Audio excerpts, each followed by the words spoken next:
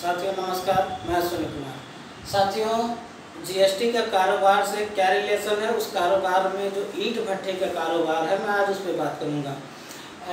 ईंट भट्टे का कारोबार में इस समय बड़ी चुनौतियां चल रही, बड़ी समस्याएं चल रही हैं। ईंट भट्टों के जो कारोबारी हैं, जो ईंट भट्टे के मालिक हैं, वो बहुत सी समस्याओं को झेल रहे हैं।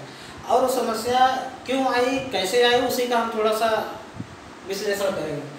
साथियों, कि ईंट के निर्माण के लिए, ईंट भट्टे के कारोबार के लिए कच्चा माल के रूप में चाहिए मिट्टी चाहिए होती है, और मिट्टी से ईंट बनाने के लिए पानी चाहिए होती, उसके बाद जो है कोयला चाहिए और श्रम चाहिए।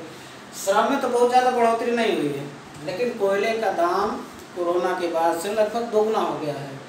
और मिट्टी में भी मिट्टी जो है जहाँ से वो खरीद करते हैं, पहले तुलना में ज़्यादा दाम दे रहे हैं, लेकिन उसमें बहुत अंतर नहीं आया है। ज़्यादा समस्या कोयले वाले में आया है, क्योंकि कोयला सरकार अपने ही कंपनियों को जो विद्युत निर्माण किया उन्हीं को नहीं दे पा रहा है, भट्टा मालिक कहाँ से खरीदेंगे। तो ऐसे में क्या हुआ कि जो ईंट के निर्माण की जो लागत थी वो उनकी बढ़ गई। अब ईंट निर्माण की लागत जब बढ़ गई है तो स्वाभाविक सी बात है कि अगर उसकी कीमत वो ज़्यादा नहीं रखेंगे तो उनको प्रॉफिट नहीं होगा, उनका धंधा बैठ जाएगा। अब कीमत ज़्यादा रख रहे हैं तो बिक्री एकदम कम हो जा रही है। अब बिक्री कम होने का कारण केवल कीमत ज़्यादा नहीं है, बिक्री कम होने का कारण ये है कि महंगाई के बाद लोगों की नौकरियां गई हैं, लोग बेरोजगार हो गए हैं। तो बेरोजगार हुए, ऊपर से महंगाई बढ़ती चली गई। जब महंगाई भी बढ़ गई और लोग बेरोजगार हुए तो लोगों के पास बचत है ही नहीं। तो जब बचत नहीं है, और जो बचत है आदमी उसमें स्वास्थ्य और शिक्षा, रोजगार, स्वास्थ्य और शिक्षा, अपने बच्चों का पोषण देखे, या फिर घर बनवाए। घर तो आदमी की बाद की आवश्यकता होती, पहले वो भोजन के लिए, रोटी के लिए प्रयास करता है।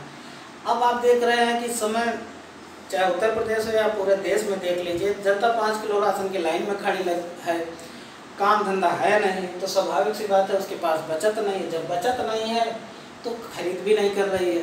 ऊपर से ये सब तो हो ही रहा है, ऊपर से सरकार ने क्या किया कि इन पे जीएसटी थोप दे रही है। अगर जहाँ पे बड़े पूंजीपति जैसे कि इस समय गौतम अडानी है, मुकेश अंबानी है, बिरला है, टाटा है, लोग तमाम रियायतें ले रहे हैं गवर्नमेंट से, और हमारी सरकार, खास करके मोदी सरकार, कौन कहे कि ये जो भी ईंट भट्टा के कारोबारी है इनको रियायत कौन कहे देने को। रियायत तो छोड़िए, इनको जीएसटी से ही मुक्ति नहीं दे रहे हैं। अगर जीएसटी से इनको कुछ दिन के लिए मुक्ति दे दी जाए तो इनको भी जीवन दान मिल जाएगा, फिर समय बदलेगा, लोगों की आय बढ़ेगी तो इनकी बिक्री भी बढ़ जाएगी, समस्या समाप्त हो जाएगी। लेकिन अभी अगर थोड़ा सा इनको रियायत नहीं दी गई तो ये कारोबार चौपट हो जाएगा। और साथियों, ईंट भट्टे कारोबार की एक और खासियत है कि ये कारोबार ज़्यादातर ग्रामीण क्षेत्र में होते हैं, और ग्रामीण क्षेत्र में वहाँ के लोगों को लोकल स्तर पर रोजगार मुहैया करा देते हैं।